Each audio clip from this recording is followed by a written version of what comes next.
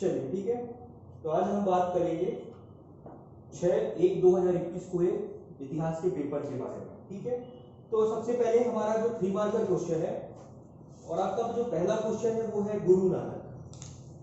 मैंने जितनी भी ऑनलाइन और ऑफलाइन कॉपी चेक की हैं सभी कॉपियों में ये लिखा हुआ है पहली लाइन कि गुरु नानक ने खालसा पंथ की स्थापना की है। सभी ने लिखा, सिंगल की बात नहीं कर रहा हूं, मतलब ऑफलाइन भी ऑफलाइन भी। ये फैक्ट सही है हमारा, वो पहले थे 10 में, तो ये पहले है और गुरु गोविंद सिंह 10वें है ना, उन्होंने की थी खालसा पंथ की स्थापना 1699 में। एक तो ये फैक्ट आपका गलत हो गया, सबने लिखा है, जबकि लिखना क्या है गुरु नानक के बारे में अगर पूछा जाता है तो बताओगे ना कि गुरु नानक जो है सिख धर्म के संस्थापक हैं या प्रवर्तक हैं, जिनका जन्म कब हुआ 1469 में तलवंडी में हुआ, या ब्रैकेट में लिख सकते हो पाकिस्तान, आधुनिक पाकिस्तान में हुआ। इनकी प्रमुख शिक्षाएं क्या है, उन शिक्षाओं को उल्लेख कर सकते हो। ठीक है, और हाँ ठीक है, जो भी है एक लाइन में ईश्वर प्रेम व मानव सेवा ही या सर्वधर्म संभाव ही, जो भी है आपको एक वर्ड चूज कर लेना है, उसी को आपको लिख देना है। इसमें सर स्टेप मार्किंग नहीं होते ना, किसमें 3 नंबर वाले मान लो एक दो गलत एक सही है तो वही नहीं, बिल्कुल वो उसका नेगेटिव इफेक्ट पड़ता है। अब ये नहीं कि मतलब 3 फैक्ट आपने लिख दिए तो एक गलत हो गया तो 2 नंबर मिलेंगे, वो तो मैंने दे दिए। अच्छा, उसके पास विवेकाधिकार है कि वो आपको एक भी दे सकता है और नहीं भी दे सकता है ना। तो ये थोड़ा सा फॉर्मेट चेंज कर दो आप, आपके जो निर्देश मिले हैं नए उसमें लिखा हुआ स्पष्ट रूप से कि अगर आपने उत्तर पुस्तिका में किसी भी प्रकार का कोई विशेष चिन्ह बनाया है या अपना नाम लिखा है या अपना रोल नंबर लिखा है उत्तर पुस्तिका के अंदर, है ना, तो वो उनके ऊपर है कि वो आपकी जो आप जो जो एग्जाम दे रहे हो उस एग्जाम को वो निरस्त भी कर सकते हैं। ये तो सब केवल हिंदी के पेपर में होता हो जाता था, अब सभी पेपर में है, इसीलिए हमेशा मना किया जाता है कि ये जो बुलेट्स है ना, हम बनाते हैं ना डॉट्स और ये मानते हैं कि 1 पॉइंट है, तो ये छोड़ दो, आप ये बनाना छोड़ दो, स्टार बनाना ये सब छोड़ दो। इसकी जगह पर सिंपल है कि नंबर 1 नंबर 2 नंबर 3, ये नहीं कर सकते हो तो काका काका लिख दो, ये चलेगा। लेकिन ये जो स्पेशल कैरेक्टर है, ये जो चिन्ह है, इन चिन्हों का प्रयोग हमें अपने उत्तर में नहीं करना है। ठीक है, क्योंकि होता है कि ये आप अपनी शायद पहचान बताने का प्रयास कर रहे हो सामने वाले को, है ना, कि मैंने हर उत्तर में स्टार स्टार बनाए हैं, तो आप देख लेना थोड़ा सा, तो ये मत करना। और दूसरी बात है कि ये जो अब लाइन स्पेस नहीं है, 4 लाइन ही है आपके पास। 4 लाइन का मतलब है, अब अभी तक आपने अपना उत्तर ऐसे लिखते थे कि यहाँ पे क्वेश्चन नंबर 1, यहाँ पे आपने हेडिंग डालते थे और फिर अपना पहला नंबर 2 लाइन में, दूसरा पॉइंट भी 2 लाइन में, तीसरा पॉइंट, तो काफी वो लंबा चला जाता था। अब तो 4 लाइन ही है, तो इससे बचो। मतलब मैं ये नहीं कह रहा हूं कि 3 पॉइंट का जो पैटर्न है वो गलत है, लेकिन हर उत्तर में यही पैटर्न फॉलो करना ये गलत है ना। उत्तर की प्रश्नों की प्रकृति को समझो कि किस प्रश्न को हमें पैरा में उत्तर लिखना है। पैरा में लिखना अब ज्यादा उचित है क्योंकि वहां पर आपके पास शब्द ज्यादा लिखने का टाइम है, वहां पर आप लिख सकते हो, फॉर्मेट ऐसा बना हुआ है। ठीक है, तो इससे बचना। अब थोड़ा पैरा में लिखने का, कॉमा कर करके, पूरा सेंटेंस नहीं बनाना। अब गुरु नानक की ही बात है तो लिख सकते हो कि सिख धर्म के प्रवर्तक, कॉमा 1469 में तलवंडी में या पाकिस्तान में जन्म हुआ, इनकी शिक्षाएं ये हैं। और वर्तमान में अगर करंट से जोड़ना है तो आप जानते हो कि इनके जन्म दिवस को प्रत्येक वर्ष प्रकाश पर्व के रूप में मनाया जाता है। तो 2020 में जो इनका जन्मोत्सव बना वो कौन सा प्रकाश वर्ष था, 551। ठीक है, इसके बाद बात करें कॉर्नवालिस के बारे में। कॉर्नवालिस था कौन? बहुत सारे लोगों ने यही लिखा है क्या कि ब्रिटिश गवर्नर जनरल लिखा है। ये बात सही है, मानते हो आप? मानते हो सही है? अगर इसमें ये ऐड कर दो कि बंगाल का गवर्नर जनरल, बंगाल का ही था ना, ये सब बंगाल का गवर्नर, ठीक है, क्योंकि अलग अलग हुए ना, बंगाल के अलग हुए, भारत के अलग हुए, तो स्पष्ट उल्लेख करो ना कि बंगाल का गवर्नर जनरल।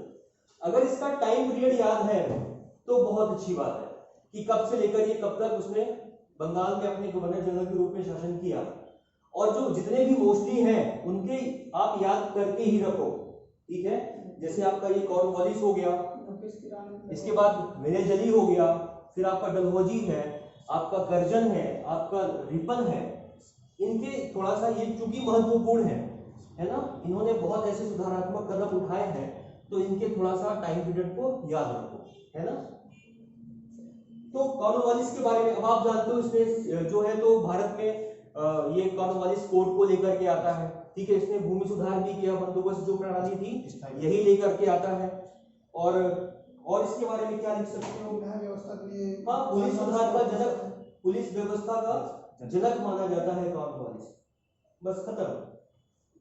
मोपला विद्रोह के बारे में, अब ये मोपला विद्रोह कब हुआ, कहां हुआ? 1920-21 में जो है ये केरल के मालाबार क्षेत्र में हुआ। ये मोपलाओं के द्वारा हुआ और ये अंग्रेजी शासन के विरुद्ध हुआ था, ठीक है। अच्छा, ये भी था कि यहाँ पर जो थे ये मुस्लिम संप्रदाय के द्वारा किए जाने वाला आंदोलन था, ठीक है। और इसके जो प्रमुख नेता थे वो अली मुसलियार थे, ठीक है, इनका उल्लेख कर सकते हो। इसके बाद है चिश्ती संप्रदाय। अब चिश्ती संप्रदाय क्या है? अब आपने सूफी और भक्ति आंदोलन पढ़ा होगा मध्यकालीन इतिहास में। तो ये जो सूफी संप्रदाय है, ये जो सूफी आपका है, जितने भी सिलसिला आए उन सारों सिलसिलाओं में पहला था आपका सूफी, ठीक है। इसके जो संस्थापक थे, जो प्रवर्तक थे, वो कौन थे? वो थे आपके मोइनुद्दीन चिश्ती, जो कि संभवतः मोहम्मद गौरी के साथ वो भारत आए। अब इनका प्रमुख सिद्धांत क्या था इस चिश्ती संप्रदाय का, वो आपको लिखना है। और भी जो भी प्रमुख संत थे इस संप्रदाय से संबंधित, उनके नाम लिखने थे यहाँ पर, ठीक है। जैसे कि आपका बाबा फरीद हो गया, निजामुद्दीन औलिया है, इनके नाम आप यहाँ पर डाल सकते हो। इसके बाद है अलाई दरवाजा। अलाई दरवाजा ये क्या है? बुलंद दरवाजा सुना होगा आपने, अतारकीन का दरवाजा सुना है, और ये है आपका अलाई दरवाजा, ठीक है। बुलंद दरवाजे का निर्माण करवाया था अकबर ने, कहां पर? ये था फतेहपुर सीकरी में, ठीक है। दूसरा है आपका मैंने जो नाम लिया था अभी, अतारकीन का दरवाजा, इसका निर्माण करवाया था इल्तुतमिश ने, ये नागौर राजस्थान में है। और ये जो है आपका अलाई दरवाजा, इसका निर्माण कराया था अलाउद्दीन खिलजी ने। और कहा जाता है कि अलाउद्दीन खिलजी ने अलाई दरवाजे का निर्माण इल्तुतमिश के अतारकीन दरवाजे से ही प्रेरणा लेकर के निर्माण इसका करवाया था। और ये है कहां पर? ये दिल्ली में कुतुब मीनार के पास स्थित है, ठीक है। हाँ, दक्षिणी द्वार, ठीक है, कर सकते हो, लेकिन संभवतः अगर नहीं याद है जैसे, तो कुतुब मीनार के निकट दिल्ली में बनवाया गया। फिर है तिनकटिया पद्धति। अच्छा, तिनकटिया पद्धति और नील विद्रोह से संबंधित एक पद्धति है, उसका नाम क्या है? ददनी प्रथा। ये दोनों याद है, तिनकटिया अलग है और ददनी अलग है। ददनी प्रथा का संबंध है नील विद्रोह से, और तिनकटिया प्रथा का या इसका जो संबंध है वो माना जाता है चंपारण से, ठीक है, जो 1917 में हुआ था। जबकि नील विद्रोह आपका हुआ था 1859 या 60 में, ठीक है ना। तो ये बिहार में हुआ है। अब आपका पूछ रहा है कि तिनकटिया पद्धति के बारे में पूछ रहा है, तो ये थी क्या तिनकटिया पद्धति, तो उसका उल्लेख करना है। अब हमने अपने आंसर में क्या लिखा है? हमने मोस्टली विद्रोह के बारे में ही लिख दिया है वहां पर। तो तिनकटिया पद्धति में था क्या सर? उसमें कुछ उपज का 3/20, हाँ, 20 मैंने लिखा 3/20 बिहार के चंपारण में स्थानीय राजकुमार शुक्ला और नेतृत्व किया था गांधी जी ने, ठीक है। तो ये था कि जो चंपारण बिहार में किसानों के द्वारा, अब जो ब्रिटिश जो नील की खेती करवाते थे वो क्या था कि एक अनुबंध कर लेते थे किसानों से कि आपको अपनी खेती की जमीन पर के 3/20 भाग पर नील की खेती करना अनिवार्य था। अब इसी का विरोध किया था, फिर उसका नेतृत्व किया था राजकुमार शुक्ल ने। फिर वो राष्ट्रीय स्तर के बहुत सारे नेताएं आए या महात्मा गांधी ने इसका नेतृत्व किया, ठीक है। तो तिनकटिया पद्धति का उल्लेख करना है। जब ये उल्लेख आप कर लो, इसके बाद बहुत सारी चीजें जो इन्होंने बताई, जैसे राजकुमार शुक्ल है, नेतृत्व गांधी जी ने किया, ये सारी चीजें आप उसमें डाल सकते हो अगर शब्द सीमा है आपके पास तो। इसके बाद है खिलजी खां। खिलजी खां कौन था? तो सैयद वंश का संस्थापक था। अब हमारे पास ज्यादा मान लो जानकारी नहीं है इसके बारे में, हमें सिर्फ इतना ही पता है कि ये जो था सैयद वंश का संस्थापक था। तो थोड़ा बहुत अगर नहीं याद आ रहा है तो ये थोड़ा सा याद रखो कि सैयद वंश की स्थापना कब हुई थी, है ना? तो 1414 में, 1414 में, है ना? लिख सकते हो खिलजी खां ने सैयद वंश की स्थापना की और इसने अपने आप को सुल्तान की उपाधि इसको नहीं प्राप्त हुई थी, तो उसने रईयत आला की उपाधि धारण की थी। हाँ बिल्कुल।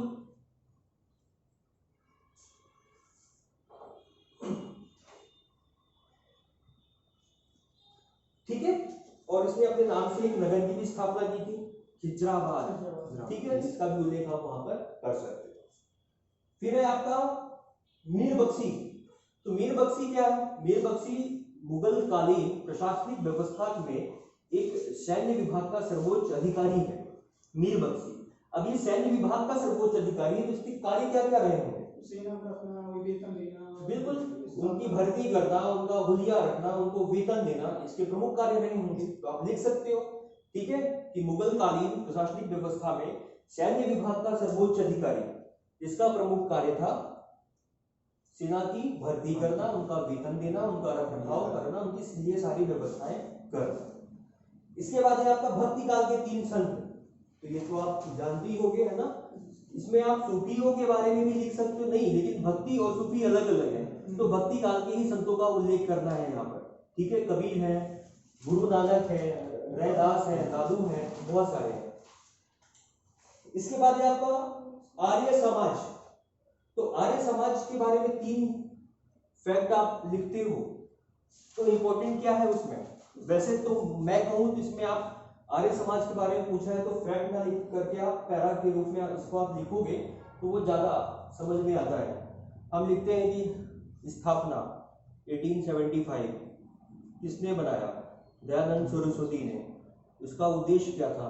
और बस ऐसे खत्म कर देते हैं, है ना? जबकि वहां पे लिखा हुआ है निर्देश में, है ना, कि आपको पूरा सेंटेंस बनाना है।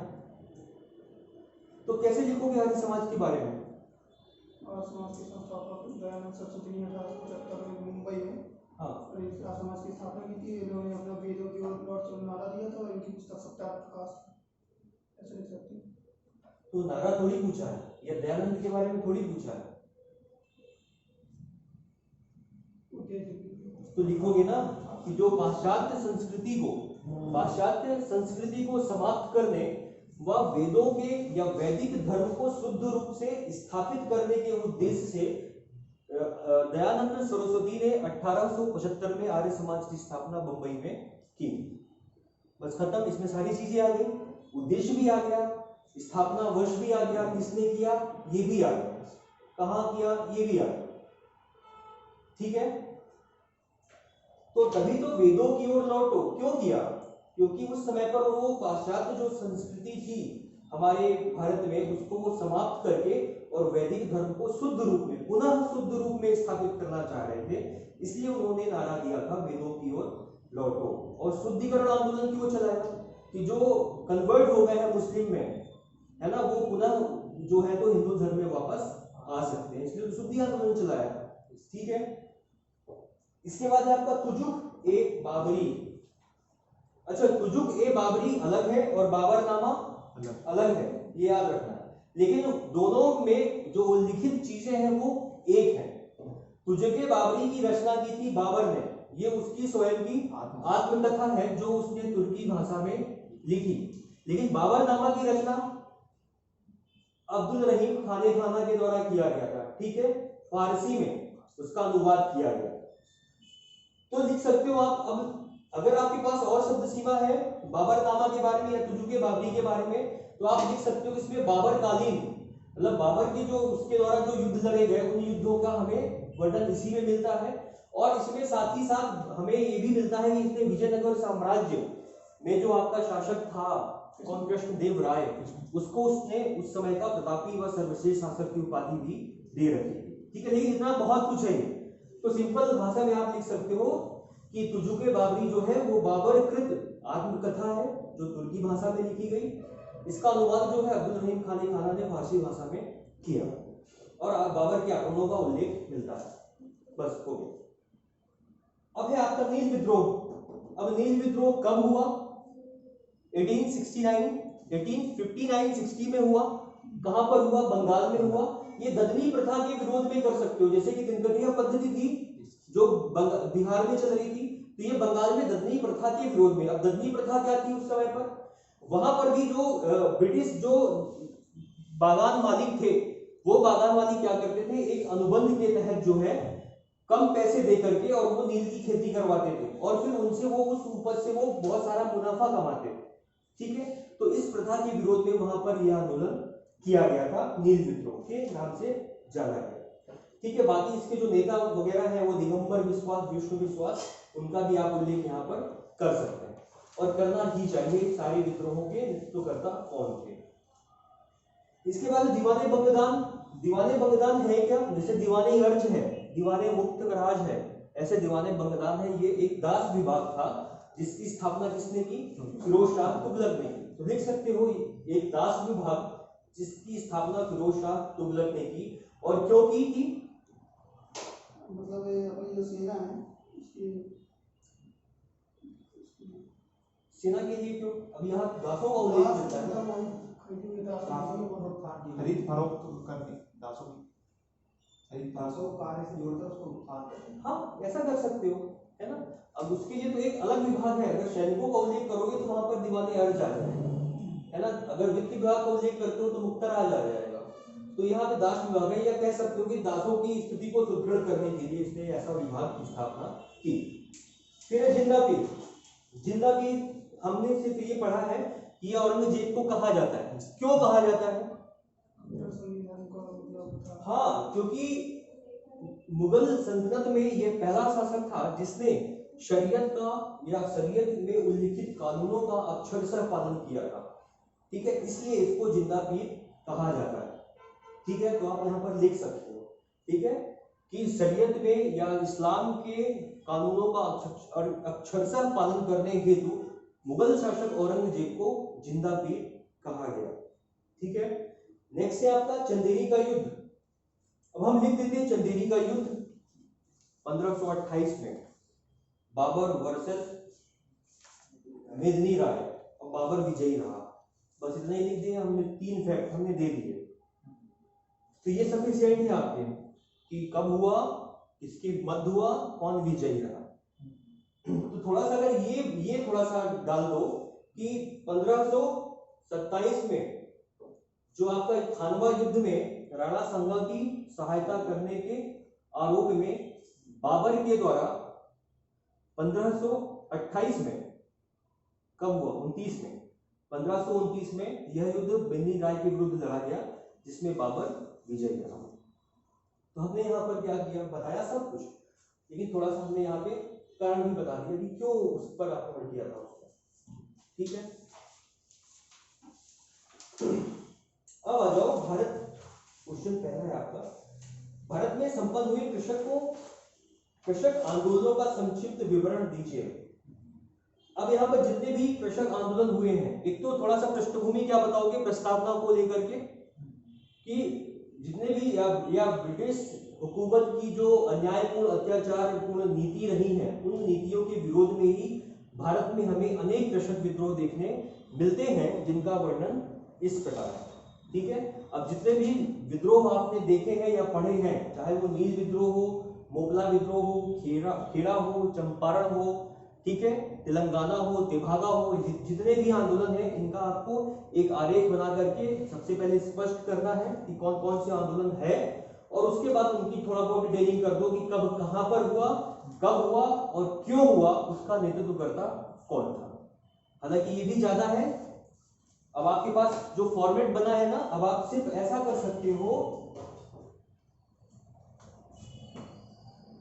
अब आप हर आंदोलन का आप उल्लेख नहीं कर सकते हो, क्योंकि 12 लाइन में कैसा करोगे, नहीं कर पाओगे ना। तो हमने सबसे पहले अपनी प्रस्तावना लिखा। प्रस्तावना में अभी जो मैंने बताया था, ठीक है ना, कि जो अत्याचारपूर्ण व अन्यायपूर्ण नीतियों के विरोध में ही हमें भारत में अनेक किसान विद्रोह देखने मिलते हैं, ये आपका प्रस्तावना हो गया।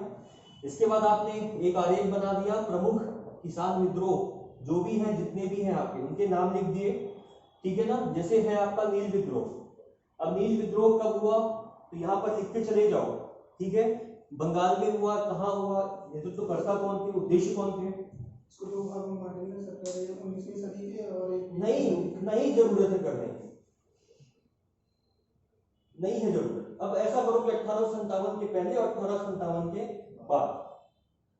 तो पूछा सिर्फ आपसे इतना ही ना, कृषक आंदोलनों के बारे में बताओ, तो सिंपल फॉर्मेट अपनाओ ना, क्यों इतना टफ जा रहे हो। कर सकते हो वो भी, लेकिन आपके पास ना तो जगह है और ना ही इतना उल्लेख करने की शब्द सीमा है आपके पास। कर सकते हो, मना नहीं है कि मतलब ऐसा करना गलत होगा, कर सकते हो आप, है ना।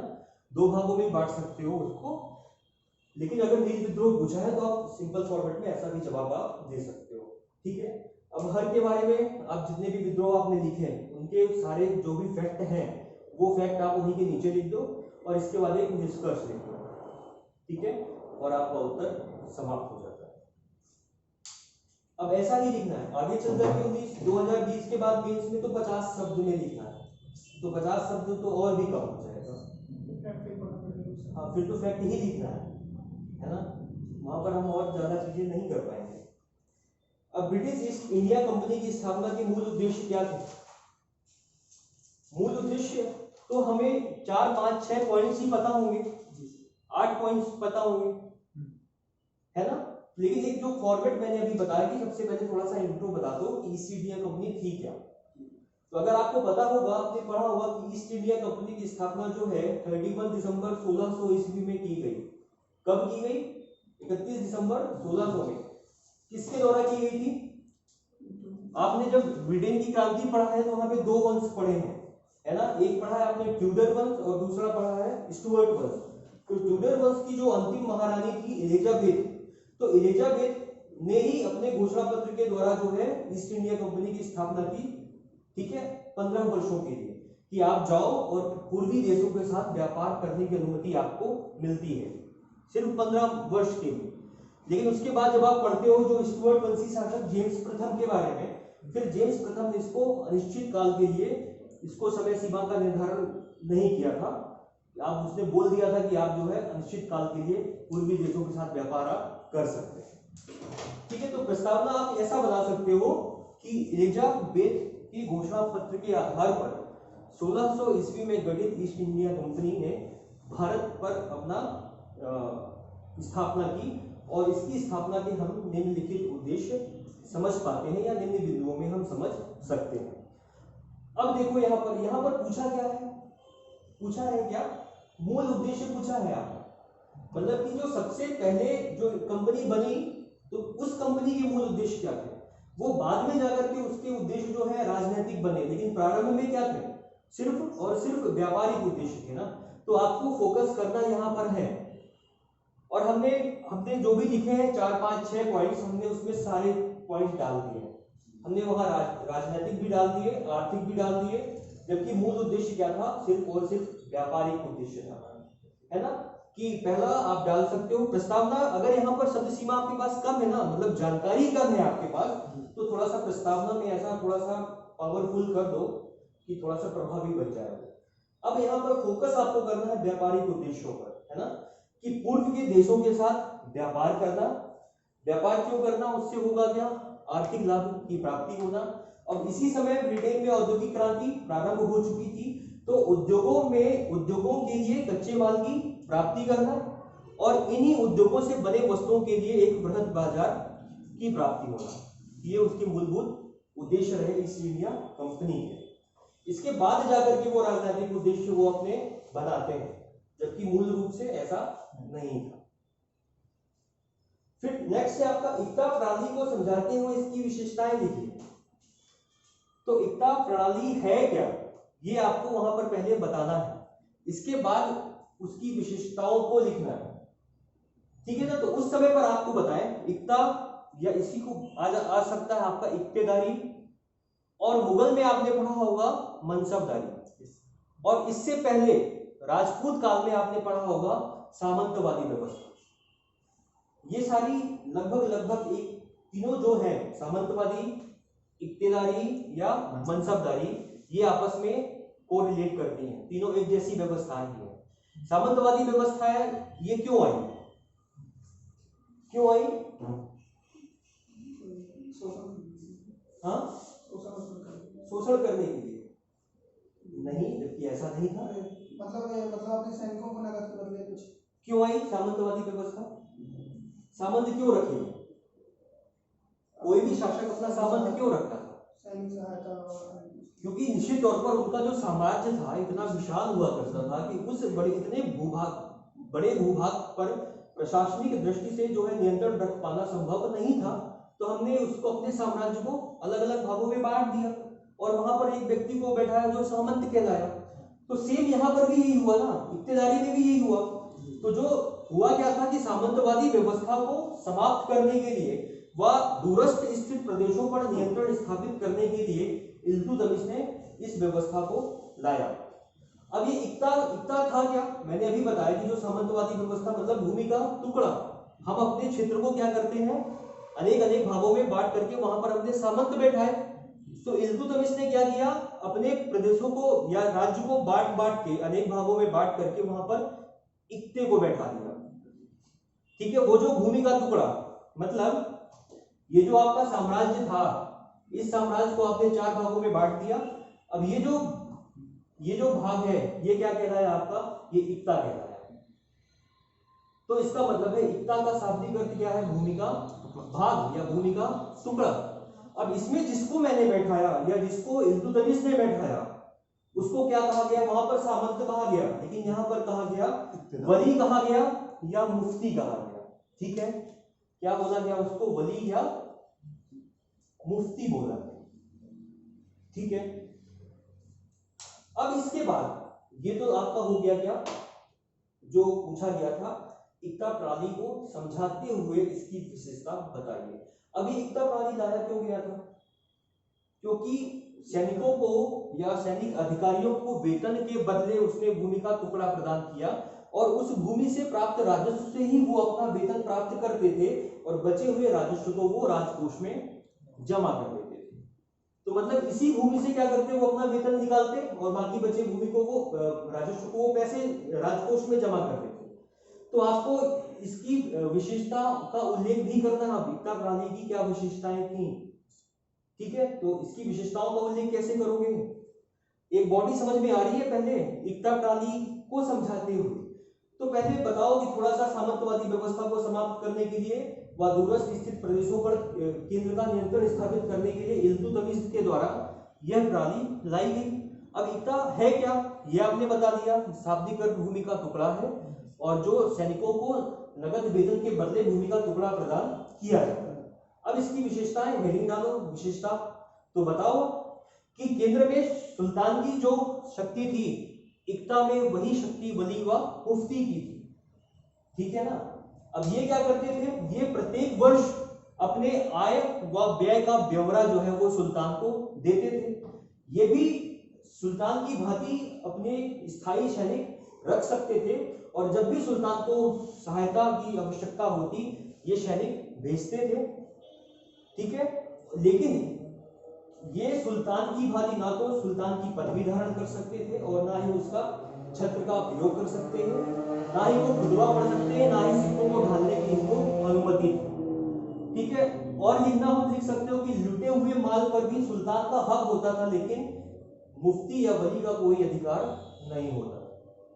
तो ये थी उसकी प्रमुख विशेषताएं। आ रही है दिमाग में बात कि अपने उत्तर को प्रेजेंट कैसे करना है क्रमशः। ऐसे नहीं कि हमारा जब मन पड़ा हमने वो लिख दिया और बोला कि हमने दिया तो सब कुछ है, फिर भी नंबर नहीं मिले। तो थोड़ा सा 2 लाइन भले ही लिखो, लेकिन अगर तुम्हें पता है कि इक्ता प्रणाली जो है वो इल्तुतमिश ने लाया तो वो 2 लाइन की आप प्रस्तावना बनाने का प्रयास अवश्य करो। ठीक है, और इसके बाद फिर जो पूछा है आपको सिर्फ टू द पॉइंट उतना ही आंसर देना। इसके बाद नेक्स्ट क्वेश्चन है आपका, जहां शाहजहांकालीन स्थापत्य कला का वर्णन करें। ठीक है, तो अब आपको पता ही है कि शाहजहां का जो काल है वो स्थापत्य का स्वर्ण युग कहा जाता है। ठीक है, ऐसा कुछ आपने लिख दिया। इसके बाद आपने लिख दिया कि अब थोड़ा सा हमें स्थापत्य को तो बताना है, लेकिन उस स्थापत्य की विशेषताओं का भी उल्लेख वहां पर कर दो। तो 2 या 3 लाइन में आप बताओगे कि शाहजहां के काल में स्थापत्य के क्षेत्र में हमें जो भी मीनारें हैं, गुम्बद हैं, उनमें हमें एकरूपता व समरूपता दिखाई पड़ती है, और इसने मुख्य रूप से अपने स्थापत्य में संगमरमर व बलुए पत्थर का प्रयोग किया। अब जो स्थापत्य है उन स्थापत्यों का उल्लेख कर दो। अब ऐसा नहीं करना है कि नंबर 1 स्थापत्य, नंबर 1 में आपने लिख दिया आगरे में, नंबर 2 में लिख दिया दिल्ली में, नंबर 3 में लिख दिया फिर दिल्ली में, नंबर 4 में फिर आगरे में कर दिया, तो सामने वाला पढ़ता रह जाएगा कौन सा दिल्ली में है कौन सा आगरा में है ना। तो स्थापत्य को 2 ही भागों में आप बांट सकते हो ना, जो शाहजहां के काल में हुए। एक हुआ था आगरे में और दूसरा हुआ था दिल्ली में। आगरे में भी 2 भागों में बांट सकते हो आप, कि जो किले के अंदर किया उसने और जो किले के बाहर किया, मतलब शहर में जो किया, कर सकते हो ना। मैंने सारे को कॉपी में आपकी बनाया भी है वो टेबल, कि किस प्रकार से इसको बड़े प्रेजेंट कर सकते हो स्पष्ट रूप से। ठीक है, आधी बात समझ में? आपकी कॉपी मिली है? अच्छा, आपने इससे पहले नहीं दिया, ठीक है। बाकी बताने की जरूरत नहीं कि आगरे के किले में क्या था। आगरे का किले का निर्माण तो अकबर ने कर पाया, लेकिन इसके बाद फिर अकबर का ध्यान आगरे के किले से हट करके कहां चला गया? फतेहपुर सीकरी। तो फतेहपुर सीकरी में सारे निर्माण उसने करवाए। अब बचा उसका, फिर ये शाहजहां ने फिर क्या करवाया? आगरे में जो भी आपका दीवाने आम है, दीवाने खास है, मुसम्मन बुर्ज है, वो सारे के सारे उसने खुद बनवाए। ठीक है। इसके बाद किले के बाहर तो आपको पता ही है ताजमहल जो आगरे में बना है ना। तो ताजमहल, अब इसके बाद वो आता है दिल्ली। अपनी राजधानी परिवर्तन कौन करता है? शाहजहां ही करता है सबसे पहले, है ना, 1637 में। और फिर वो आगरे में फिर जाकर के दिल्ली में लाल किले का निर्माण करवाता है। इसके बाद रैयतवाड़ी व्यवस्था क्या है, इसकी विशेषताओं का उल्लेख कीजिए। अब रैयत, अब आपको पता है कि जो भूमि सुधार के क्रम में ब्रिटिश हुकूमत ने 3 प्रकार की नीतियां अपनाई थी, है ना। एक था स्थायी बंदोबस्त, और इसके बाद था आपका महालवाड़ी, और इसके बाद हम पढ़ते हैं रैयतवाड़ी। तो हमने पूछा है, अभी आपसे पूछा गया है रैयतवाड़ी व्यवस्था, कि रैयतवाड़ी व्यवस्था क्या है, इसकी विशेषताओं का उल्लेख करो। तो आपको बताना है कि रैयत का मतलब क्या होता है। अच्छा, ये जो व्यवस्थाएं थी, ये तीनों अलग अलग व्यवस्थाएं हैं। जैसे स्थायी बंदोबस्त में भूमि का मालिक, भूमि का स्वामी किसे माना गया? जमींदारों को। और जमींदारों से ही कर वसूलने की अंतिम जिम्मेदारी इन्हीं को सौंपी गई कि आपके ऊपर ही है। मतलब आपको क्या, मैंने बना दिया जमींदार, आप भूमि के मालिक हो, और मैं ही आपसे क्या लूंगा? राजस्व लूंगा। आपका काम है कि आप इन सब से इकट्ठा करो, ठीक है ना, लेकिन अंतिम जिम्मेदारी आपकी है। अगर आप नहीं दे पाओगे तो मैं आपकी जमीन को बेच करके मैं उससे अपनी पूर्ति कर सकता हूँ। ये थी स्थायी बंदोबस्त में। और फिर महालवाड़ी में क्या हुआ?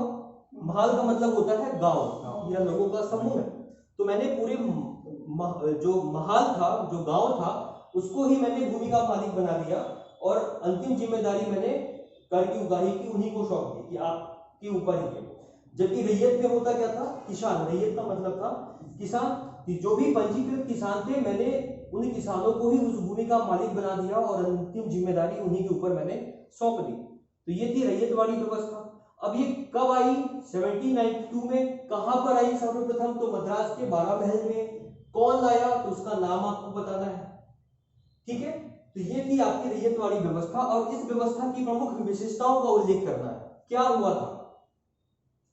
सीधे रैयत से संबंध किया था। बिल्कुल। अब सरकार और किसान का डायरेक्ट संबंध हो गया ना। बीच में जो पहले आया करते थे जमींदार, उनका सिस्टम खत्म हो गया, है ना। तो सबसे पहली विशेषता तो यही हो गई कि सीधे राजा और जनता का आपस में संपर्क हो गया। जो बीच में जो आपका इमीडिएटर था, उसकी भूमिका क्या हो गई? समाप्त हो गई। और क्या विशेषता लिख सकते हो? मतलब इन्होंने, मतलब उन लोगों ने ये माना उपयोगिता पात्र सिद्धांत दिया, जिसमें जमींदार को अनुत्पादित इकाई मानकर उसको हटाकर सीधे रैयत से वो अंदर कर दिया। हाँ, ठीक है। अब इसमें हुआ क्या कि अब कृषि का व्यवसायीकरण हो गया। मतलब अब जो पहले किसान जो है वो गेहूं चावल खाद्यान्न फसलों का उत्पादन करता था, अब जो है कॉन्ट्रैक्ट हो गया आपके साथ मेरा और आपका, अब मैं जो चाहूंगा वो आप उगाओगे, ठीक है। तो जो गन्ना है, जो जूट है, जो तंबाकू है, जो नील है, अब इनका उत्पादन होने लगा, ठीक है। तो कृषि का जो है व्यवसायीकरण भी हुआ। अब इससे हुआ क्या कि किसानों का शोषण प्रारंभ हो। सारी नीतियां शोषणकारी ही थी, मतलब कोई लाभकारी नहीं थी। तो कभी भी आप इसका अगर निष्कर्ष लिखते हो तो सकारात्मक नहीं लिखोगे, है ना, और हमेशा नेगेटिव ही बताओगे। और जैसे 1857 की क्रांति, ये क्वेश्चन था, तो किसी ने बड़ा अच्छा लिखा है कि ये तो थी ही नहीं, ना तो स्वतंत्रता आंदोलन था, ना तो सैनिक विद्रोह था। तो ऐसा कभी लिखना नहीं है अपने उत्तर में। ये एसएन सेन का बात है सर, हाँ? अपना बात थोड़ी, एसएन सेन जो वहाँ पे लेखक है उनका बात था ये। बिल्कुल, अभी जब वो क्वेश्चन आएगा तो हम बात करेंगे उस पर, ठीक है। तो बलबन, ये हो गया आपका रेतवाड़ी व्यवस्था, इसकी प्रमुख विशेषताएं। इसके बाद है बलबन का राजत्व सिद्धांत लिखे। तो यहाँ पर सिर्फ राजत्व सिद्धांत ही लिखना है आपको, है ना, कि आपने बताया कि जो बलबन है वो दिल्ली सल्तनत का योग्य शासक हुआ, और उसका जो राजत्व सिद्धांत है वो न्याय, शक्ति और प्रतिष्ठा पर आधारित था, ठीक है। ये आपका इंट्रो हो गया।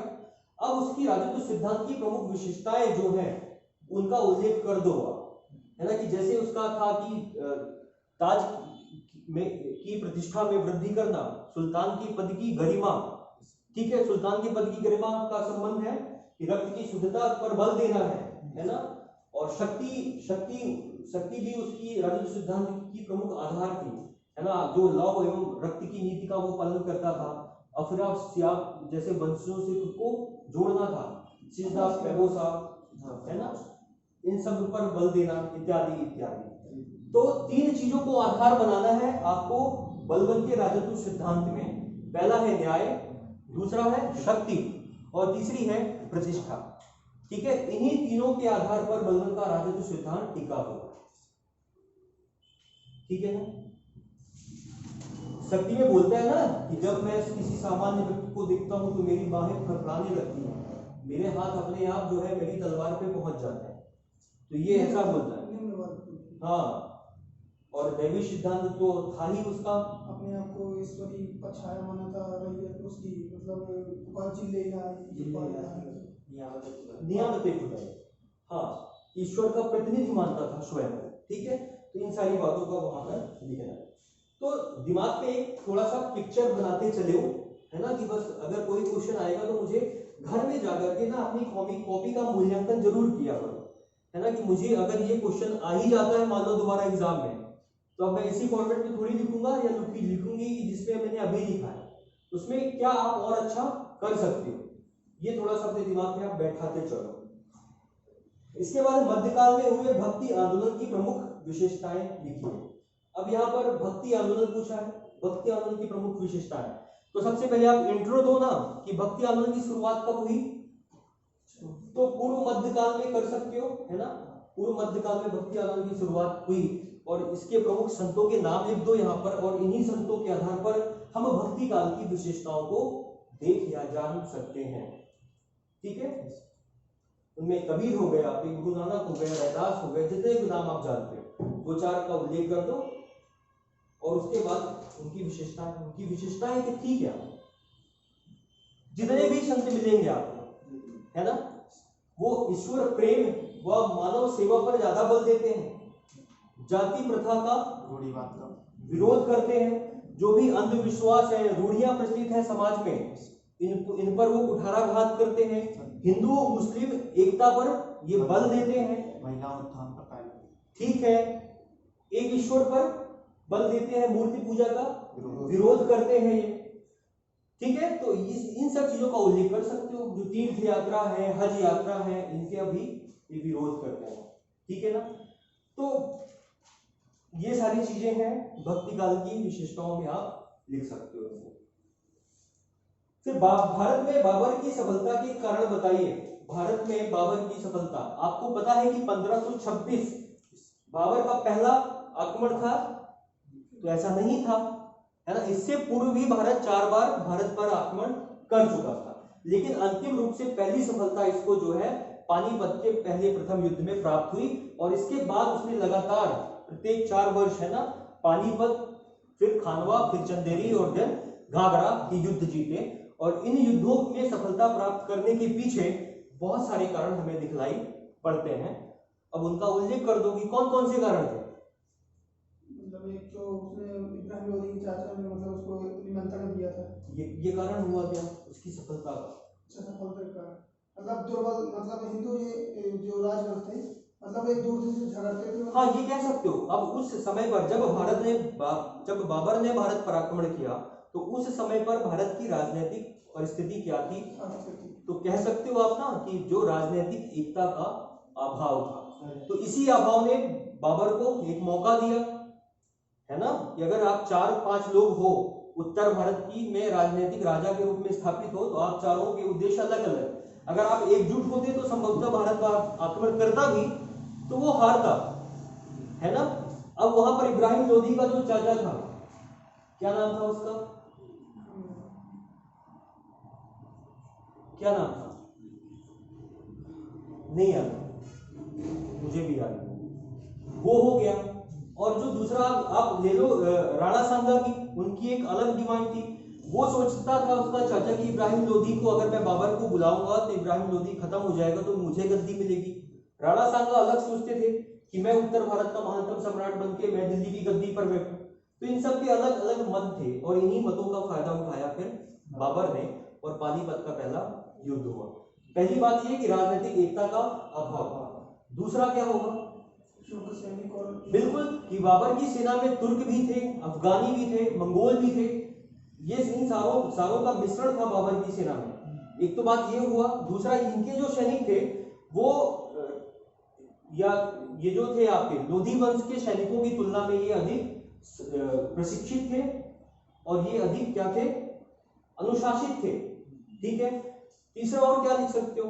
जो तोपों का प्रयोग, आर्थिक लाभ मतलब लूटपाट करने के लिए तोपों का प्रयोग पहली बार किया गया। जब भी मतलब धन संपदा से भारत अच्छा था इसलिए उसको आकर्षित किया गया। हाँ बिल्कुल, ये भी लिख सकते हो, है ना, कि हाँ, आर्थिक धन की प्राप्ति भी इसकी सफलता का एक कारण माना जा सकता है।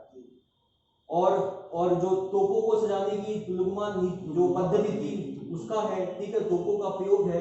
तो इन सब बातों का बस उल्लेख करना है। जब भी उल्लेख करो तो अपने दिमाग में वो क्वेश्चन चलाते रहो हमेशा कि मैं लिख क्या रहा हूँ। फिर होता क्या है कि हम आउट ऑफ वे चले जाते हैं, क्या लिखना था और हम कुछ और लिख जाते हैं अपनी उत्तर पुस्तिका में।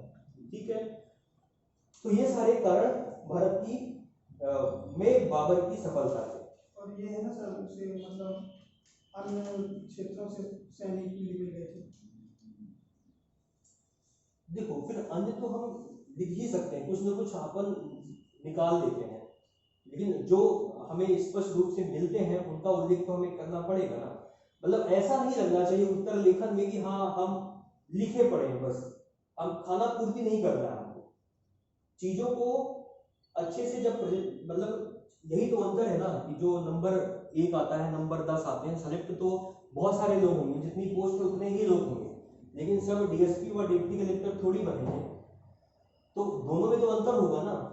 अंतर यही है कि क्वालिटी जो है आपकी उत्तर लेखन की क्वालिटी। जैसे होता क्या है, मैंने आपको बताया था अभी कि अगर कोई भी कारण, कोई भी विशेषता, कोई भी महत्व पूछता है तो हम फॉर्मेलिटी के रूप में पॉइंट तो दर्शा देंगे 8, 9, 10, लेकिन उनका उत्तर होगा एक शब्द में, 2 शब्द में, है ना। पहला जाति प्रथा, दूसरा सती प्रथा।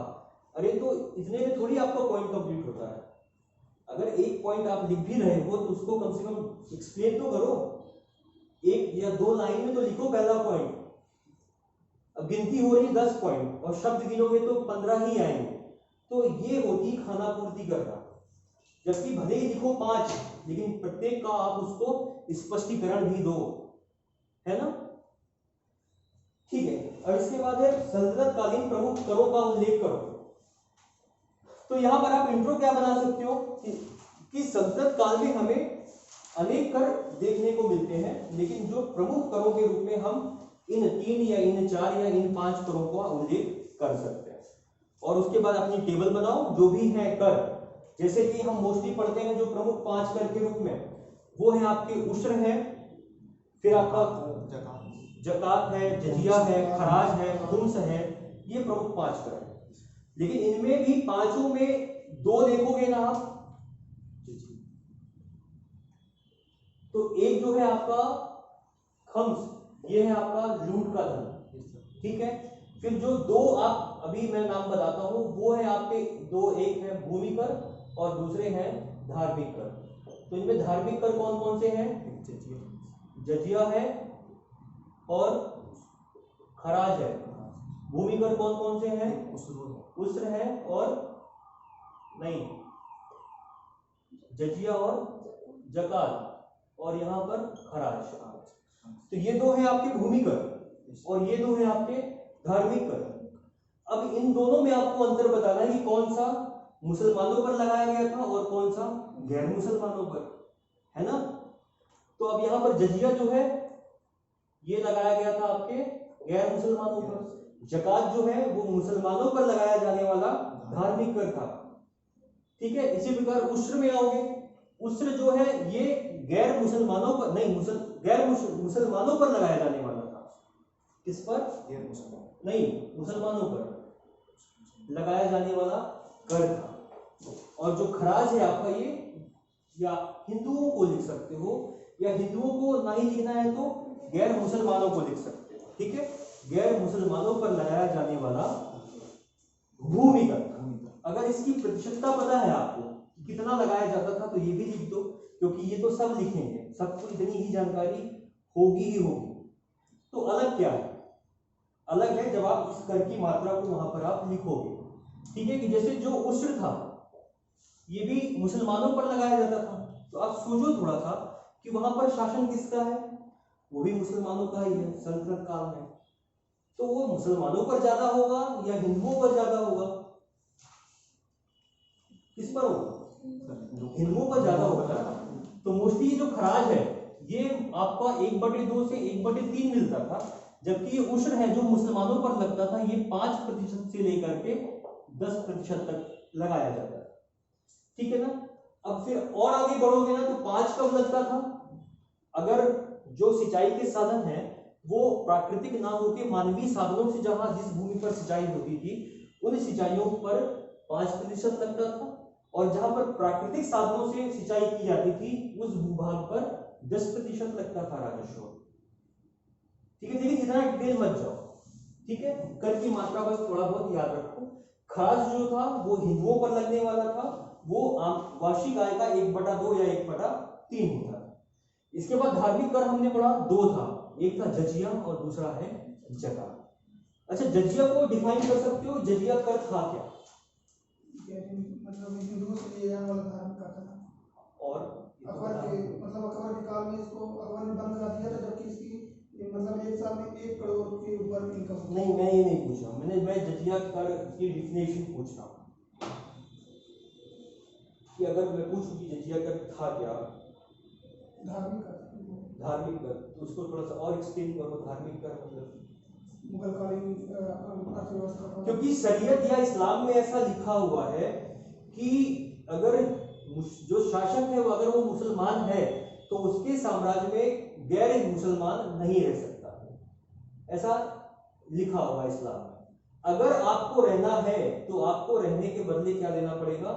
टैक्स देना पड़ेगा, और वही टैक्स था आपका जजिया, ठीक है, जो कि गैर मुसलमानों से वसूला जाता है कि अब आप जो है मुस्लिम शासक के संरक्षण में आप रह सकते हो, और शासक इसकी सुरक्षा की जिम्मेदारी लेता है क्योंकि आप उसको जजिया कर देते हो, ठीक है। अब इसकी मात्रा भी आप लिख सकते हो कि लगभग 1/3 थी उस समय पर, ठीक है। इसी प्रकार से जकात जो है ये मुसलमानों से वसूला जाने वाला धार्मिक कर था, जो अमीर मुसलमान को, प्रत्येक से नहीं, जो अमीर मुसलमान को उसकी वार्षिक आय का 2.5% जो है देना पड़ता था, और यह जो राशि थी यह मुस्लिम जनता के हितार्थ या कल्याणार्थ ही खर्च की जाती थी, ठीक है। और ये जो है आपका खम्स, ये क्या था? खम्स लूट का माल, ये लूट का माल था, जो कि स्पष्ट रूप से विभाजित किया गया था कि 1/5 जो है ये कौन लेगा? शासक लेगा, और 4/5 सैनिकों पर बांट दिया जाए। लेकिन अलाउद्दीन खिलजी ने उल्टा कर दिया। अलाउद्दीन खिलजी के काल में 4/5 वो खुद रखता और 1/5 वो सैनिकों को देता, ठीक है। जबकि इब्राहिम लोदी के काल में या सिकंदर लोदी के काल में उसने अपनी हिस्सा जो है वो समाप्त ही कर दिया था कि मुझे नहीं चाहिए, ये पूरा का पूरा क्या कर दो आप सैनिकों में बांट दो, ठीक है। तो सल्तनत कालीन ये 5 प्रमुख कर हैं जिनका उल्लेख इस प्रकार था।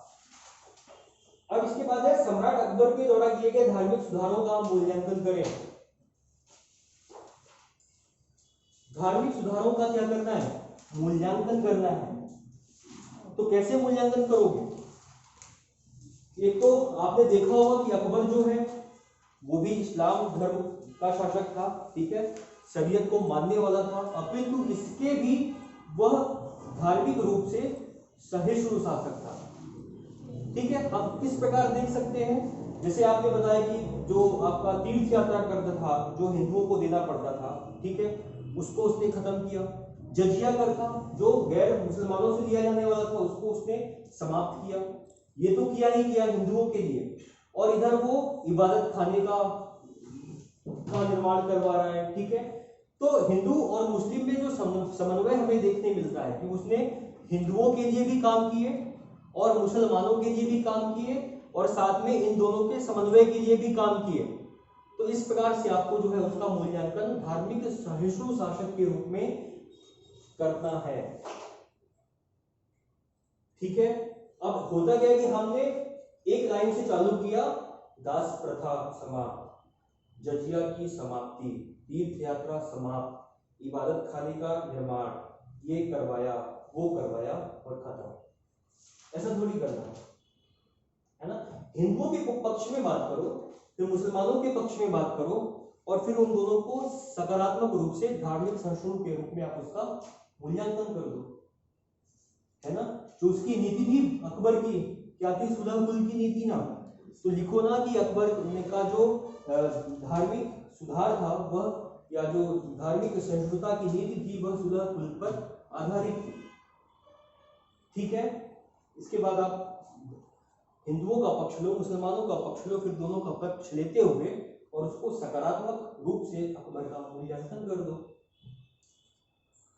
ठीक है। अलाउद्दीन एक मौलिक सोच का व्यक्ति था। इस कथन के संदर्भ में अलाउद्दीन खिलजी के प्रमुख सुधारों को बताइए। अब अपने दिमाग में तो पहले पिक्चर बना लो कि अलाउद्दीन ने किस किस फील्ड में सुधार किए, कौन कौन से किए, तब तो लिख पाओगे। और हम मोस्टली पढ़ते हैं क्या? अलाउद्दीन की वो बाजार व्यवस्था, बस उसके लिए ही हम अलाउद्दीन को याद करते हैं। बाकी किया या नहीं किया जब हम आगे पढ़ेंगे तब पता लगेगा। लेकिन यहाँ पर तो यही पूछा है कि अलाउद्दीन एक मौलिक सोच का व्यक्ति था, जो किसी अन्य ने नहीं किया वो काम उसने किया। तो इस आधार पर उसने कौन कौन से सुधार किए? तो उसके सुधार को आप प्रशासनिक सुधार के रूप में बांट सकते हो, आर्थिक सुधार में बांट सकते हो, और सैनिक सुधार में आप रख सकते हो। अब प्रशासन में क्या क्या किया उसने? प्रशासन में अपना केंद्रीकृत शासन व्यवस्था, प्रांत व्यवस्था और परगना व्यवस्था, ग्राम व्यवस्था, ये सब केंद्रीकृत शासन व्यवस्था में आ जाएगी। प्रशासनिक व्यवस्था में प्रशासन के संबंधित विभिन्न अधिकारियों की नियुक्ति करना, ठीक है। और सैन्य व्यवस्था में इसने स्थायीकरण किया था, हुलिया और पद्धति स्टार्ट की, वेतन देना प्रारंभ किया था, ये सैनिक व्यवस्था हो गया। और बाजार व्यवस्था में इसने ये तो ठीक है। अच्छा, ये याद है आपको कि जब अलाउद्दीन गद्दी पर बैठा तो उसने प्रशासनिक सुधार करने के क्रम में 4 अध्यादेश जारी किए थे, याद है? 4 अध्यादेश जारी किए कि वो शराब व जुए नहीं होगा। दूसरा बात, उसने जो उनके सरदार थे, कहने का मतलब उनकी शक्ति को कम करने के लिए उसने क्या किया था, उनके धार्मिक आयोजनों पर, उनके सामाजिक आयोजनों पर उसने प्रतिबंध लगा दिए थे, है ना। कि कोई भी व्यक्ति क्या है कि किसी से भी अगर वो समारोह है कर रहा है तो उसकी इजाजत जो है सुल्तान से लेनी पड़ेगी, है ना। तो ऐसा कुछ वो